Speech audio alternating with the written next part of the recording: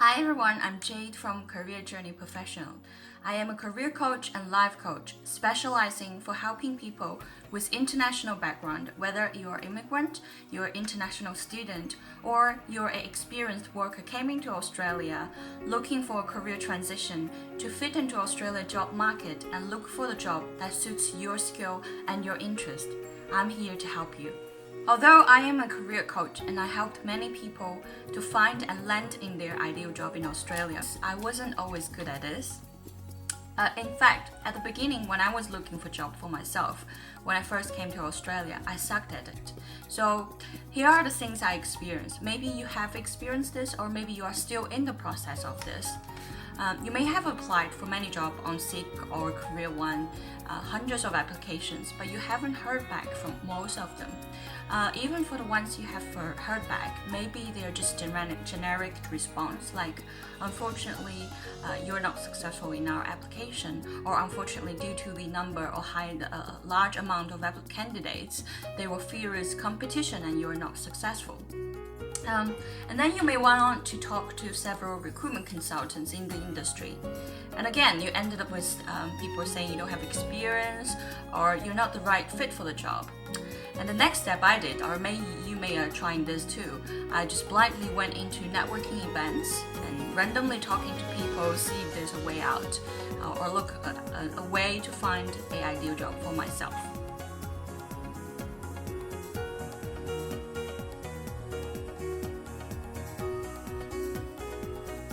So today I'm going to talk about several of the big reasons that I concluded over years. That's why international people or people with international background as immigrant or student or experienced worker is having difficulty to find their proper or appropriate job in Australia. So let's begin. The first one, unfortunately, it's your legal working right.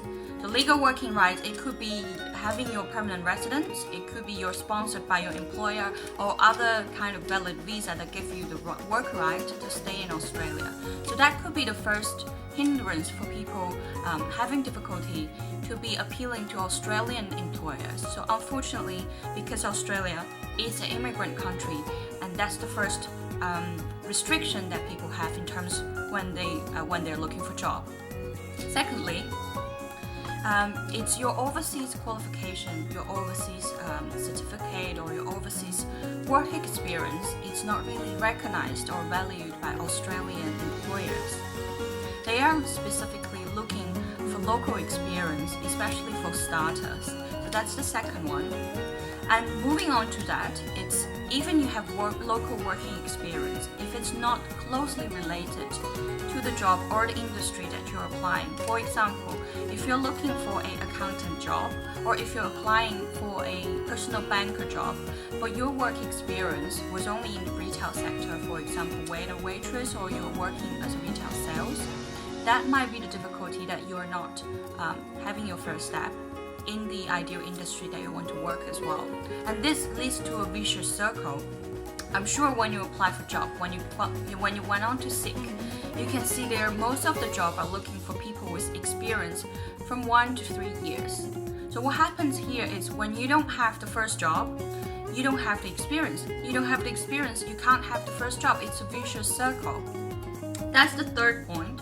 And the fourth one, as people with international background, because English may not be our first language, so your English might be the concern of your employer as well, especially when they're just looking at your resume. They can't really tell how well you can communicate, how well you can write English, how you can negotiate or persuade with the English. So yes, the English level may concern your employers or when you're applying for job. Your resume, make sure there's no grammar mistake in it and there's no incorrect or inappropriate expression in your resume. To make sure it's professional English. Find professional people to help you to enhance your resume so that it looks professional and flawless. Next one, it's in your resume. Maybe you have worked in too many different kind of jobs in different industries. Again, your employer may wonder, why is this person working in so many different jobs or in different industries? Is she or he determined to work in this industry? She might be just here for a while and then she will move on to something else again. So too many irrelevant work experience might make it difficult for yourself too. Overqualified, it's a big thing that I bump into for me and for many of my clients. A lot of them came here to study a master degree. However, when they apply for jobs, the entry levels might be just administration works, or it may be just some data entry works. And these, when you're having a master degree, it will turn into an overqualified, and then the employer will again hesitate to think about you as the best candidate because they're looking for people probably just bachelor degree or even just TAFE degree. And next one, you don't have local network. As we all know that network is one of the best ways to get into jobs, to get you behind the doors, also to get internal referrals or even just landing jobs that's not even advertised on Seek or LinkedIn. So local network is another reason.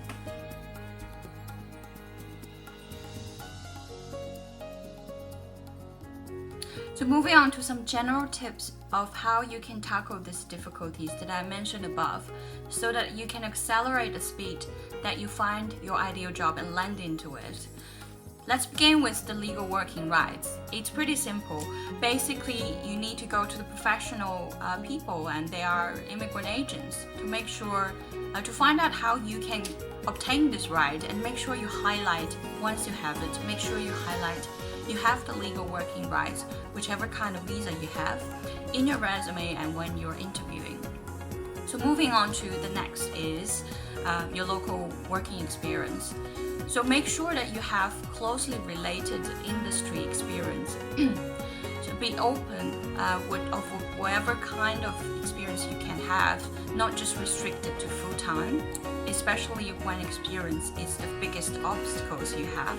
So be open, like they can be short-time, they can be project-based, it can be a part-time job, or it could be a temp job. So any possible way that you can gain experience to convince the employers that you do have local experience and you know how things work. How do you deal with that you have too many different kind of work experience in different industries and different roles? If you are still working in a retail job and you're looking to apply for a proper job like accountant or banking job, make sure if you need your retail job for you to survive or to help your finance, be selective of what you put onto your resume.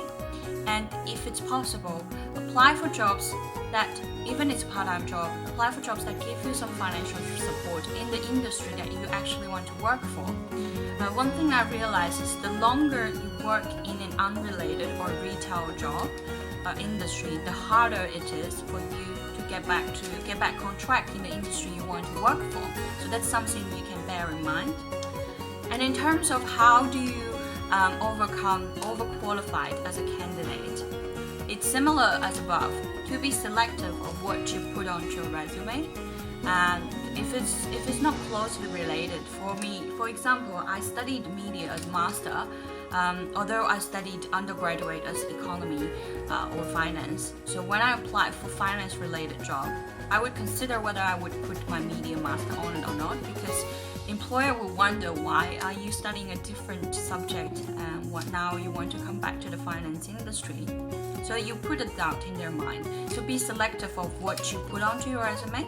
And the next one, in terms of local network, developing and establishing your local professional network is really a big key for people with international background like you and me. And this I will go on to a further detailed videos or a course. If you're interested, please find out while contacting me. I'll give you the general essence of that. It's basically developing the network has to be developed on a personal level. So you can utilize online tools or offline tools. Just try multiple channels to develop your personal relationship with people in the industry that you want to work for. And further on that, if they can be in your dream company, that will be a great start. But it's not just randomly going around and talking to people, or you can't just bump into them and say, oh, I'm looking for a job, can you help me? There are certain ways and strategies that you can do that step by step. That is what I'm helping people with, and that's in my program. If you want to know more, please contact me. But the key of that is really just having a personal connection. Recruitment consultant is a special phenomenon just to Australia.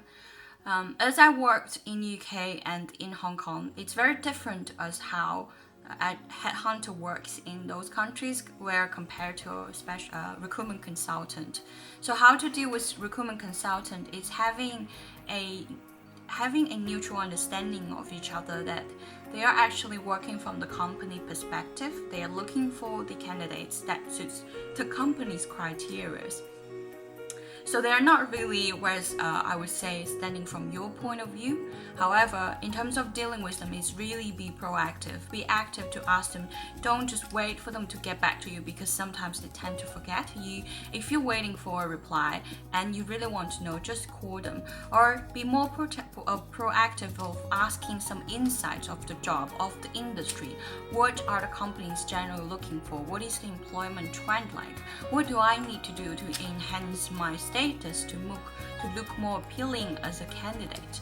So yes, dealing with recruitment consultants, it's really being more active, and they are really just the middle person between you and the company. So utilize whatever you can, whatever stage you are, utilize whatever you can to get the best out of it. I want to mention, because a lot of people ask me this, it's how to find a sponsored visa by the employer. I would say for 7 years I've been here helping people looking for their ideal job. If you want to find a employer-sponsored visa directly without working for that company, it's actually really challenging. It's very rare cases I haven't seen. So one of the way, it's actually just start working there. So when you're still having other forms of valid visa, start working for that company. Use your work and your performance prove that you're valid, you're a good worker, you are a good employee for that company, and that is worth for them to sponsor you to stay in Australia. Thank you very much for watching this video. If you're watching, my guess is you're probably in the process, or you're looking forward to apply for your job in Australia and settle your life and start a new career in Australia. Very best luck with that. If you have any questions, don't hesitate to contact me, or subscribe to my channel to watch other videos that might be helpful for your career and your life in Australia.